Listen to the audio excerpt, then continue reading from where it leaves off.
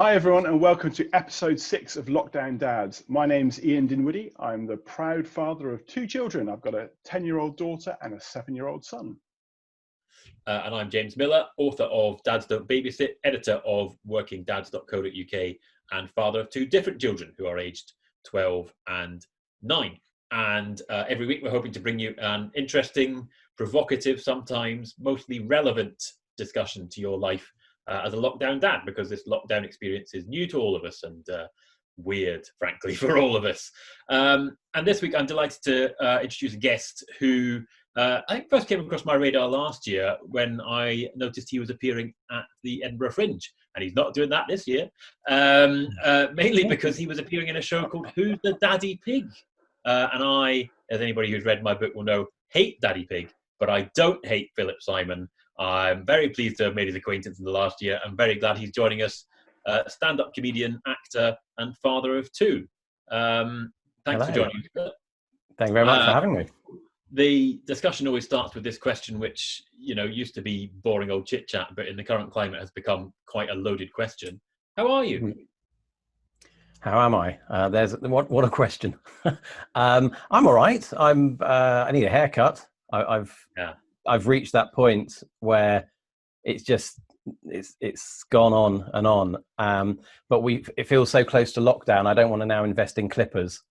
We're going to end this quite soon. That I'll invest, and by the time they arrive, I'll be able to go and get a haircut. So I'm just going to ride it out now. I'm frustrated. Career-wise, I was meant to be in Dubai today, gigging. I'm not in Dubai.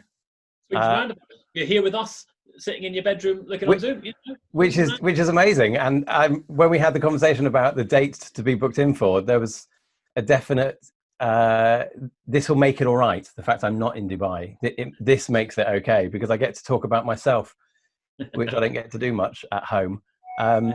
So yeah, I'm frustrated. It's uncertain. My son went back to school today, and that was a emotional time. I don't mind admitting, sending him through the gates.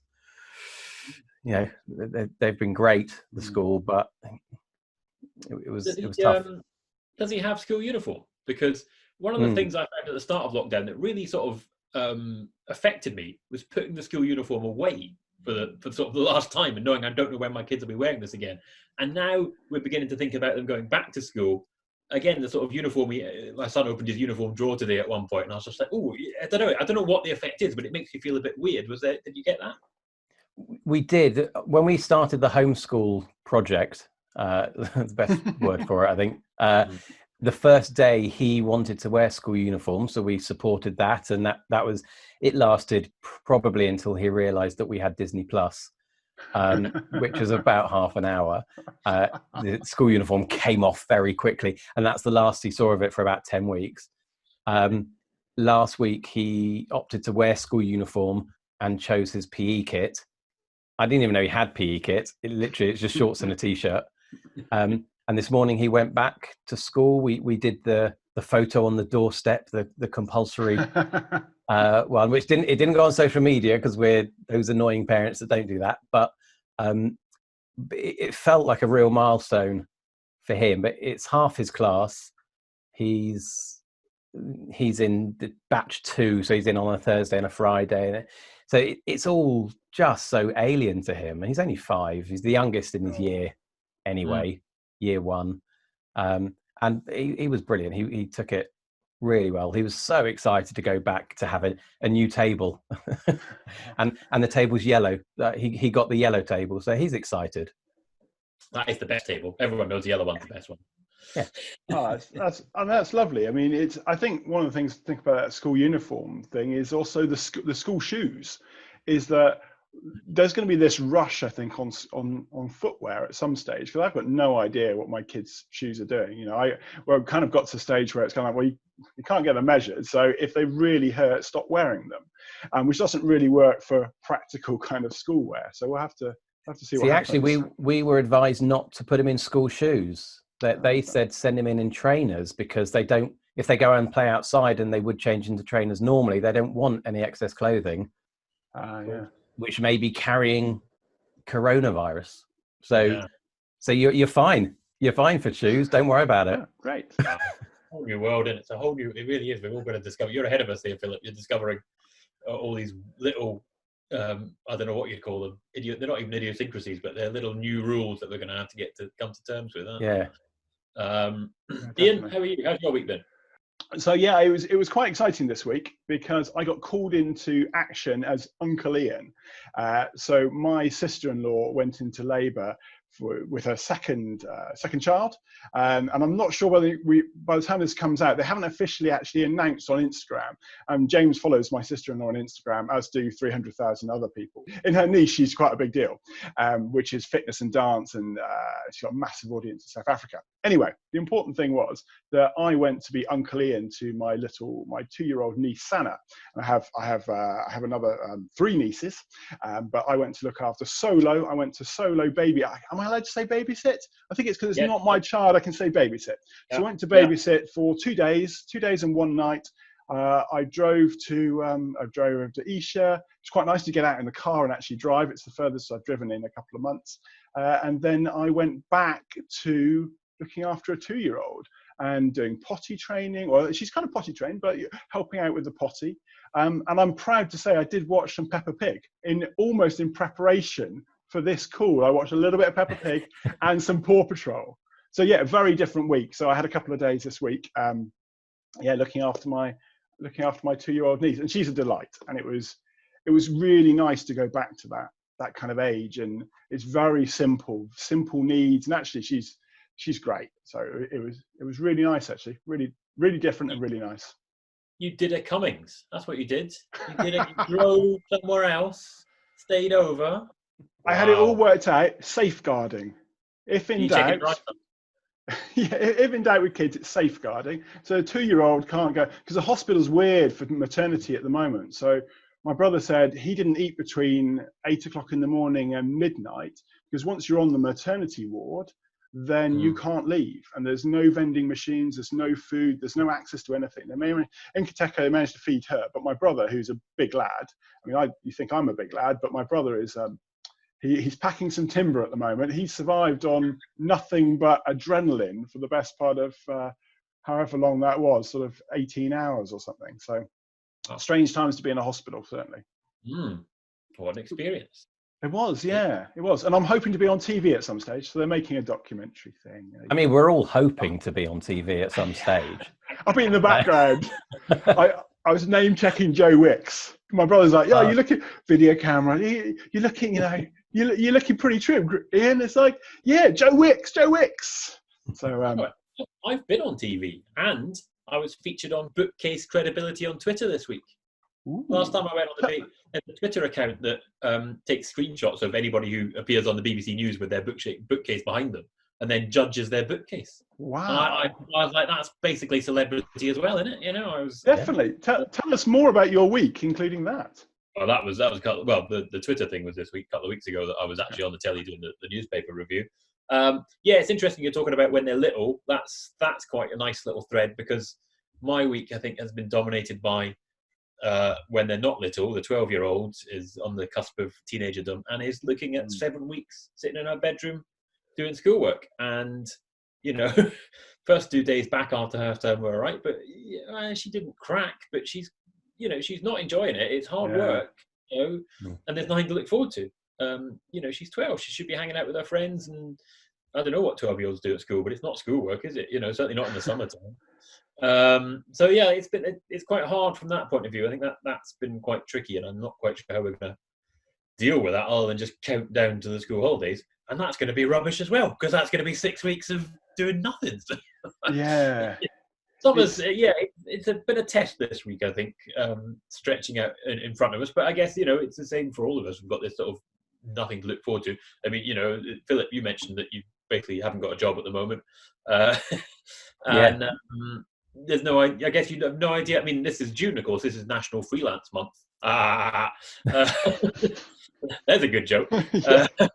And I guess you have no idea when you'll get back to doing anything, really. No, and I enjoy celebrating National Month, as we'll call it from now on. There's no way of knowing, because I think clubs will be one of the last things to open, comedy clubs, because they're such kind of enclosed environments, you can't really get away from this idea of social distancing, because you need people close to each other, or you've got people laughing and then the droplets come out, and it's just too risky. So I think clubs will suffer. Loads of clubs will shut down. The smaller clubs will go.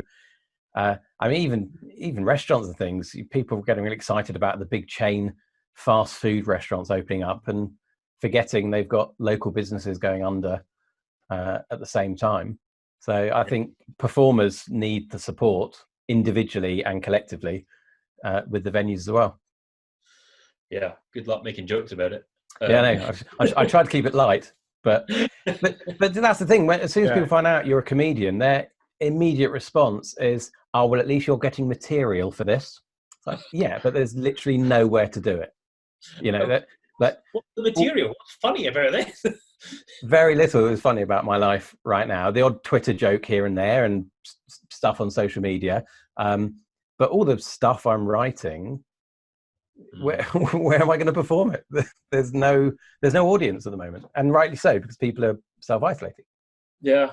Well, let's set you up for a joke, or not, depending on which way you want to go with it. It's entirely up to you. But the first picture, of course, is when I'm 64. We don't have the music. We can't afford to pay the Beatles to play the music. So you just have to imagine the music to when I'm 64. Yeah, I mean, I had a really good idea for this feature this week, and I can't remember what it is, so I'm hoping it's going to come back to me in the next few minutes. Hence, I'll pass over to you guys first.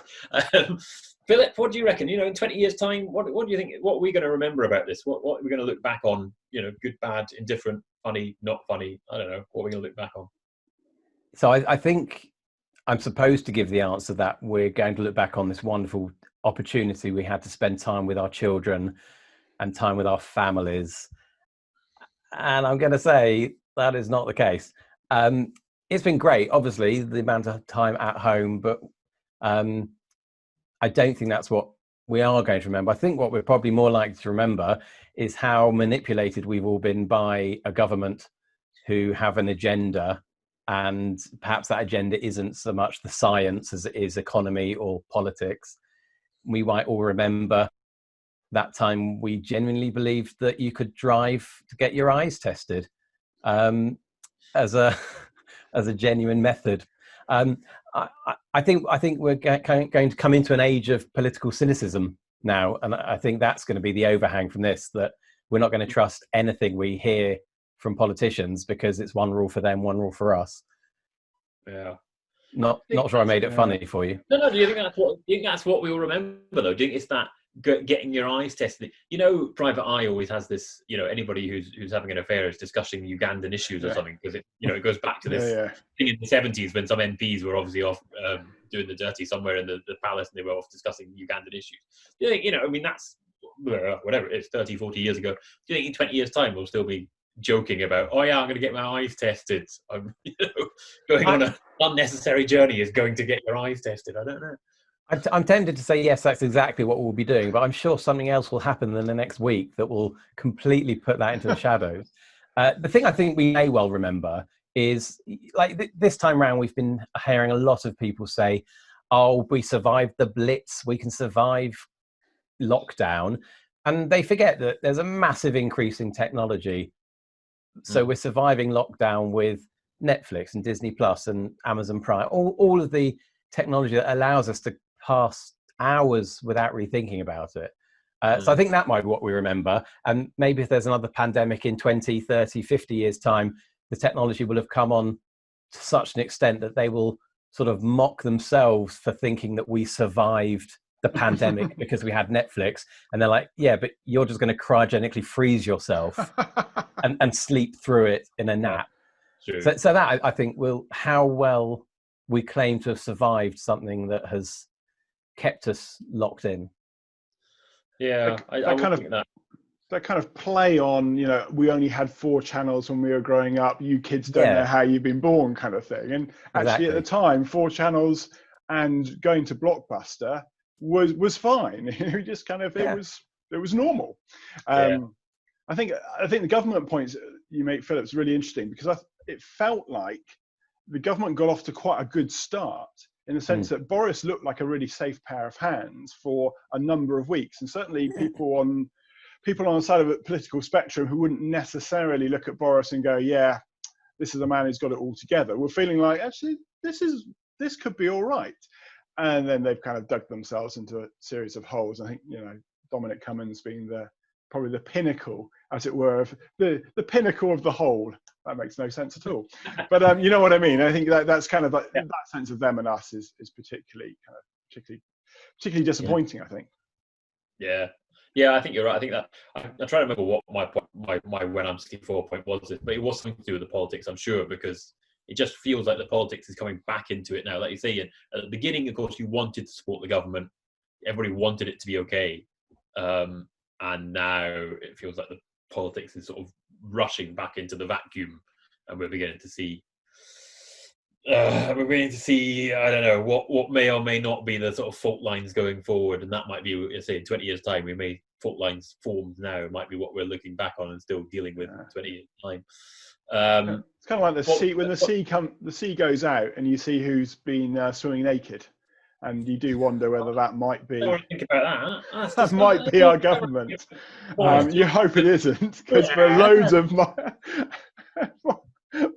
metaphors, it's pretty bad. Whatever works for you. It's also been a long week. You're very tired, man. It has been. What's your when I'm 60? What do you think we're going to be looking at on 20 years' time? Well, I like to think we're going to be thinking about the year that face masks became fashionable.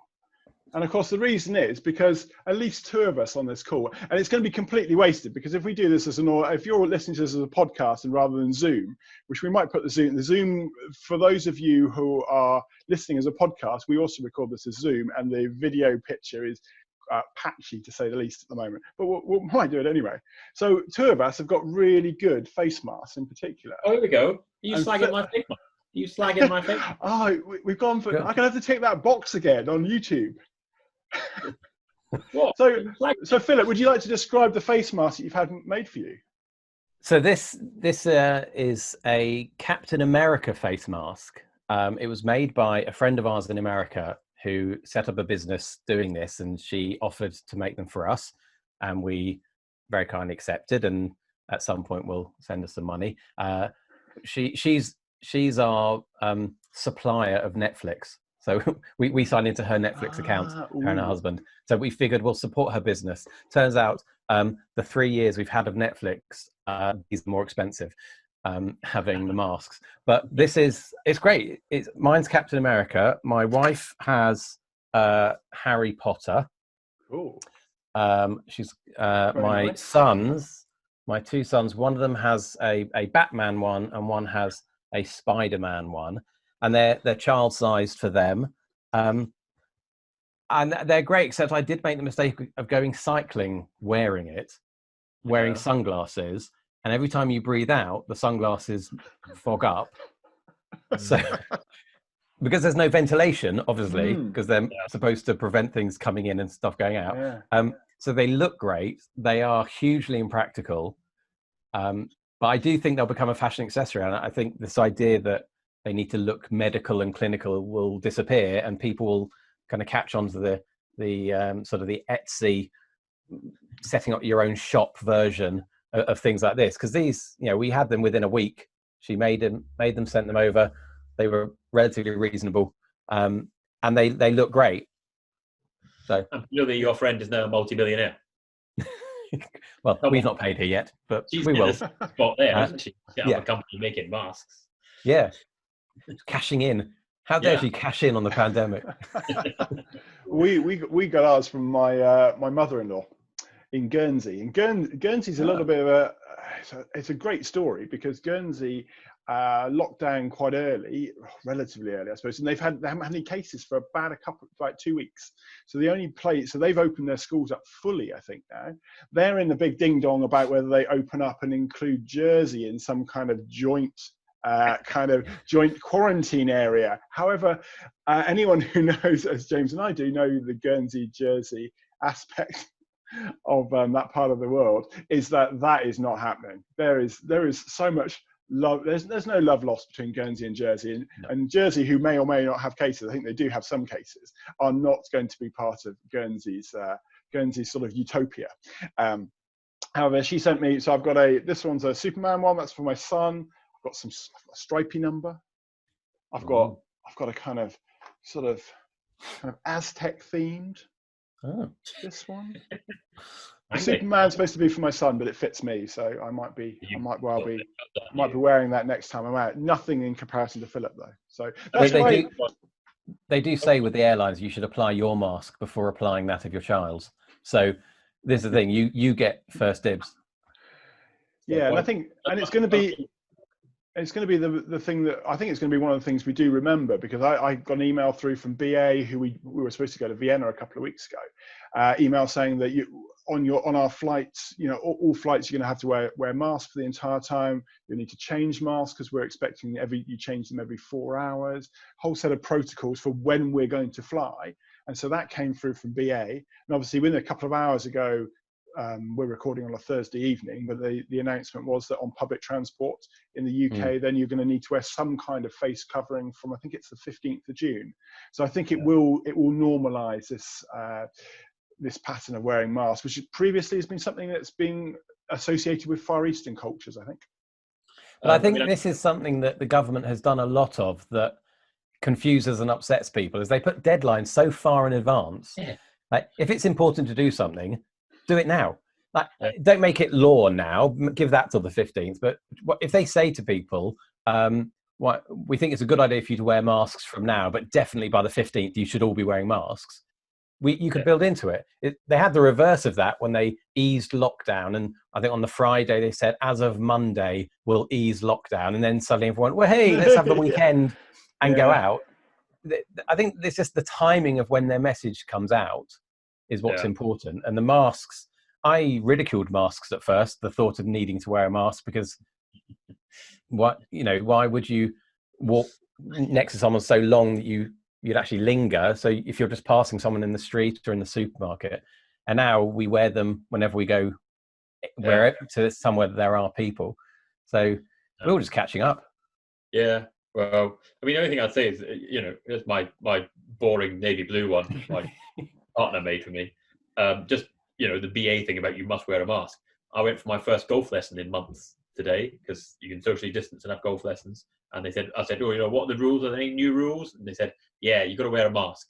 Got there. Was anybody wearing a mask? Nobody was wearing a mask. I had mine in my pocket, but nobody was wearing them. Doesn't work with my beard at the moment anyway. But that was an interesting.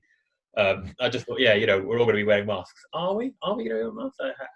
How strict is that going to be? It will be interesting to see. But just to be clear, Ian, just mentioning your mother-in-law. So your mother-in-law is a donkey. My mother, well, she's Scottish, so I'm sure she would not like to be. No, my in-laws are Scottish, but they ended up living in the land of donkeys. Because people from Guernsey are called donkeys. They call themselves donkeys. Yes. I wasn't actually just insulting. No, I've been to Guernsey. I'm familiar with the money, stereotype. The money. Yeah. Was that a corporate gig? Was it? Was that a good corporate gig? Yeah. No, this was a brilliant trip. It was a family trip. My mum wanted to recreate a childhood trip that she made to Guernsey, and I tell this story with great love for my mother because she'll be upset if I tell this story, but I'm going to tell it anyway. But it's done with love. So we did this family trip, planned it for months. We arrived in Guernsey, wandering around, and she suddenly went, "Oh, it wasn't Guernsey, it was Sark." Get on the boat. And so we did this day trip to Sark instead, but she'd had this fabulous childhood memory. They'd been in a completely different island. But at least close. It could have been worse. It could have been Bermuda, and you're in Guernsey go, Bermuda. We could be in Bermuda, quick ferry to Bermuda. Yeah. Somehow that nicely sums up the "When I'm 64" feature, and that when we look back, we won't remember any of this. We'll remember something completely different. Yeah. Remember coronavirus? Remember the big adverts with the tablets of stone that fell on people? Do you remember? Oh no, that was AIDS, wasn't it? Oh, yeah, you kind of mix metaphors all over the place. Yeah. Is it okay to make jokes like that? I defer to the expert Philip on that. Is it okay to make coronavirus jokes? I see. I think you can make jokes about anything. It's all about context. Yeah. There's obviously a huge debate about people saying, "Oh, I was only joking." It's like, yeah, but unless you are in the context of a comedy environment, don't joke. If your job is a politician or a doctor, and you're joking, it might not be the right context. That's all. But other than that, make jokes about anything. Oh, well, I'll leave it to the editor to judge whether he wants to leave that in or not. It's fine. The follow-up is when I'm 44, which is what we will remember in a year's time. And it's interesting that the Zoom is not working particularly well tonight, apparently. It's working all right from where I'm sitting. But I think for all, it probably looks great for each of us. Yeah, it's fine. But because, yeah, I mean, I've been thinking about what will we remember in a year's time. And I was on a Zoom meeting yesterday, which was just, I'm not going to swear because I don't want to be explicit on the old YouTube. It was very tiresome because, you know, one of the guys, his phone rang and he goes away and he's over having a phone call and you're shouting, mute, mute. So I hope that one of the things that will change in a year's time is that people will get better at Zoom. I think previously we all sort of gone, yeah, video meetings, they're a thing you do if you really can't get together sort of thing. And now obviously they're the norm. And maybe people get to grips with the mute button and better backgrounds than I've got just now, and better lighting than I've got just now, etc., etc. I don't know. What do you guys reckon will change, or we'll be looking back on in a year's time that we'll sort of notice? I think we'll look back and we'll see this as a time of great creativity. I think there's going to be a lot of people losing jobs, people going bankrupt, businesses folding, the wrong businesses getting bailouts. I think there'll be a lot of depression in that respect. But I think, and I know this from my experience over the last 10 weeks, I have been more creative in the last 10 weeks than I have previously, because you're sat at home doing very little. And although I'm co-parenting and homeschooling, and, you know, I don't have as much free time as I did when my kids went to school or nursery, and then I was off doing gigs. I've worked on projects, I've developed ideas, I've come up with concepts that may have legs to be able to become more with the right backing and the right technology behind it. And so I think that's something we'll remember in a year's time, because if we can sustain it for that long, then maybe we can sustain it for the 20 years into when I'm 64 as well. And has being around your children and your family, has that added to that creativity, or has it inhibited it? I mean, obviously in practical terms I could see how it could inhibit it, but perhaps in a more hoity-toity way, somehow being around your kids actually fuels the creativity, or is that not? It has, and it's made me more ambitious because I'm desperate to get out of here. But no, I'm more tired than I ever was. I'm more emotionally empty than I ever was. And I'm very aware of my relationship with my children and my wife, and how I channel that into comedy. Or because one thing that's interesting about all the online comedy is there's very little income from it. So all you're doing really is shouting into the wind in the hope someone's watching your live stream, or someone's going to comment on your tweet. And it's like you're sat in your front room desperate for attention when there are 3 actual people back there who are desperate for your attention. So it's a really interesting cycle.